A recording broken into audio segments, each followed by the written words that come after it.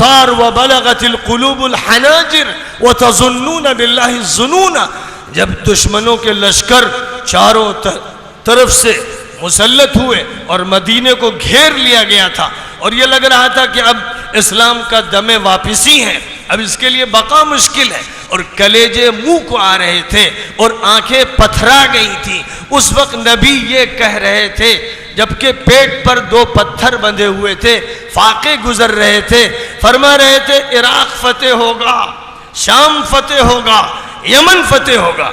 یہ اس ایمان کا نتیجہ تھا جو اللہ پیغمبروں کو دیتا ہے اور پیغمبروں کی جوتیوں کے صدقے میں صحابہ کو دیتا ہے اور صحابہ کی کوششوں کا نظارہ کر کے تابعین کو دیتا ہے, اور یہ ایمان پھر نسلن بعد نسلن اللہ کے نیک بندوں میں منتقل ہوتا ہے اور ان کے ایمان کی چنگاریوں سے روشنی ہوتی ہے اور امت کو ہمیشہ انہی سے آگ ملتی ہے, انہی سے شعلہ ملتا ہے جس سے دوبارہ ایمان فروزہ ہوتا ہے. یہ سلسلہ ہے جو اللہ کی طرف سے قائم ہے, جو کچھ بھی ہے اللہ کے ہاتھ میں ہے, اللہ کے علاوہ کسی کے پاس کوئی طاقت نہیں ہے. اگر تمہارے دل میں یہ بات ہے صاف سن لو, اگر تم یہ سمجھتے ہو کہ حالات نہیں بدلیں گے کیونکہ امریکہ طاقتور ہے, اگر یہ سمجھتے ہو کہ حالات نہیں بدلیں گے کیونکہ یورپ اور روس کے پاس اور چین کے پاس طاقت ہے, اگر تم یہ سمجھتے ہو کہ ہندوستان میں اکثریت کے پاس طاقت ہے اور یہاں ایک بڑی فوج و پولیس ہے اس کے پاس طاقت ہے, حالات نہیں بدل سکتے, تو خدا کی قسم تم کافر ہو, تم مشرک ہو, تمہارا ایمان سلب ہو چکا ہے. حالات کتنے بگڑے ہوئے ہوں, تلواروں کے نیچے, بندوقوں کے سائے میں اور توپ کے دہانے پہ کھڑے ہو, تب بھی 1 منٹ کے لیے مت سوچنا کہ اللہ کے علاوہ کسی میں طاقت اللہ کے ہاتھ میں ہے. جس وقت اللہ چاہے گا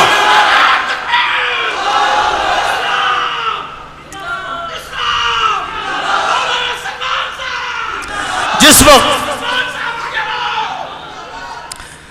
وقت اللہ چاہے گا, جیسا چاہے گا. قرآن اسی سے بھرا ہوا ہے. افسوس کہ مسلمان قرآن کی تلاوت کرتے ہیں لیکن سمجھتے نہیں,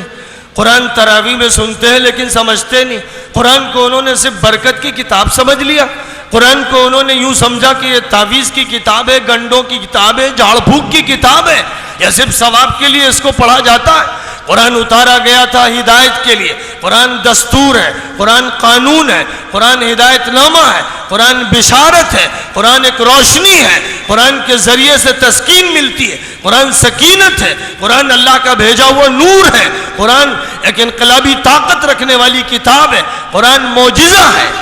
ایک معجزہ ہے. جیسے معجزہ حضرت صالح کو دیا گیا اونٹنی کی شکل میں, اور حضرت موسیٰ کو دیا گیا لاٹھی کی شکل میں, ید بیضا کی شکل میں, اور جیسے معجزہ دیا گیا حضرت عیسیٰ کو اپنے پھونکنے کی طاقت کی شکل میں اور قم باذن اللہ کی شکل میں, ویسے ہی بلکہ اس سے زیادہ طاقتور, اس سے زیادہ مؤثر, اس سے زیادہ جامع, اس سے زیادہ ہمگیر, اس سے زیادہ تابندہ اور پائندہ, اور اس کے زیادہ ہمیشہ رہنے والا طاقتور معجزہ ہے وہ قرآن پاک ہے. قرآن پاک کا معجزہ اس امت کو دیا گیا ہے اور پیغمبر اپنے معجزے کے ساتھ رخصت ہو گئے. حضرت صالح کی زندگی میں اونٹنی رخصت ہو گئی,